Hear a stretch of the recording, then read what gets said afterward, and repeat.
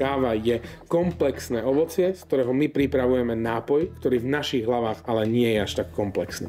Ak by tá otázka znela, ako chutí ovocie, a boli by tam 4 možnosti, kyslo, sladko, horko a slano, ľudia by sa proste určite rozhodli, pretože je to kyslá a sladká chuť.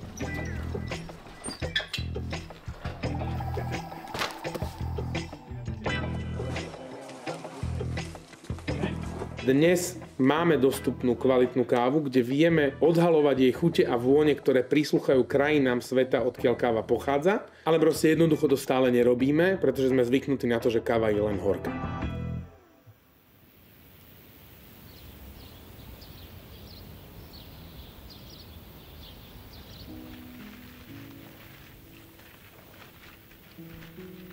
Ľudia nemajú úplne tú prapôvodnú predstavu, že v prvom kroku niekde tá šálka kávy vyzerá takto. Kávovník má plod, ktorý sa v angličtine nazýva coffee sherry, teda kávová čerešňa.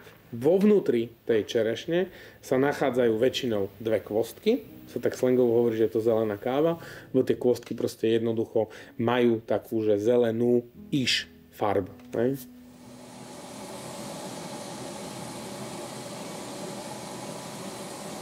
Väčšina našich pražiacich cyklov začína v momente, kedy má pražička 210 stupňov Celzia. V úvodnej fáze jednoducho proste vhadzujeme kávu v izbovej teplote do pražičky. To by som nazval keby prvou fázou, nie úplne dôležitou. Každou tou minútou, sekundou a stupňom Celzia sa ale ako keby zvyšuje horkosť tej kávy. Náš pohľad na praženie, a teraz to znie strašne zle, je ten, že nás potom nezaujíma úplne, čo sa deje naspäť k cca do tých 200 stupňov Celzia. Je to moment, ktorý sa nazýva prvým prasknutím. Je to moment, od ktorého sa vôbec káva začína stávať piteľnou. To je moment, kedy sa podľa mňa deje celý ten magic. Ak nebudem pracovať s tou energiou, s tým teplom v pražičke, tá káva sa bude pražiť príliš rýchlo.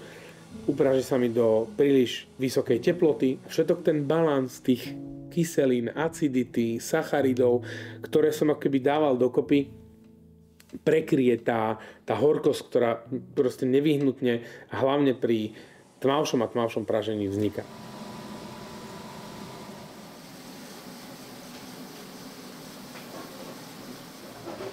Existuje ale priemyselný pohľad na praženie a existuje potom remeselný pohľad na praženie. Ale remeselní pražiari, ktorí naozaj rozumejú praženiu, si uvedomujú, že praženie trvá nejaký čas versus obrovské priemyselné firmy, ktoré proste jednoducho sa nepozerajú na praženie kávy ako remeslo, ale ako na nevyhnutný proces, ktorý proste má trvať pár sekúnd, hej, v úvodzovkách do 2 minút, tak aby ich to nestalo veľa energie a veľa peňazí.